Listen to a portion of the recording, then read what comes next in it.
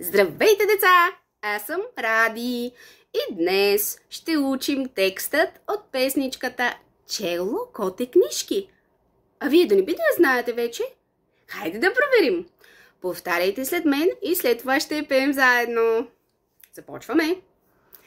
Чело коте, чело коте, чело коте книжки.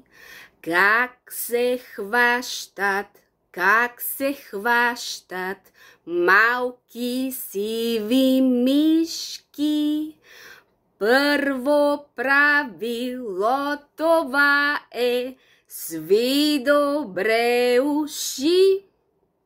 На дъга изви гръбнак, на дъга изви гръбнак, както прави татко Котарак. Как прави татко Котарак? Извива гръбнака си как? На дъга? Много интересно. Виждали сме всички котенцата как правят, нали? Още една част от песничката ще научим сега. Писи, писи, пис, мац, пис, мърмяу, мърмяу. Писи, писи, пис, мац, пис, мърмяу, мърмяу. И пак повтаряме какво прави татко Котарак. На дъга изви гръбнак, на дъга изви гръбнак, както прави татко Котарак. Искате ли сега? Аз малко се изморих, но въпреки това, искате ли да я изпеем заедно до тук? Да? Хайде да пробваме. Пейте с мен, моля ви. Малко ме е срам. Хайде заедно. Чело коте, чело коте, чело коте книжки.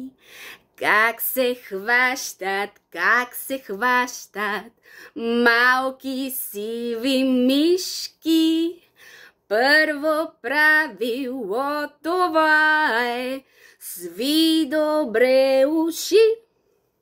На дъга изви гръбнак, на дъга изви гръбнак, както прави татко Котарак. Писи, писи, пис, мац, пис, мърмяу, мърмяу. Писи, писи, пис, мац, пис, мърмяу, мърмяу. И пак. На дъга изви гръбнак, на дъга изви гръбнак, както прави татко Котарак. Браво!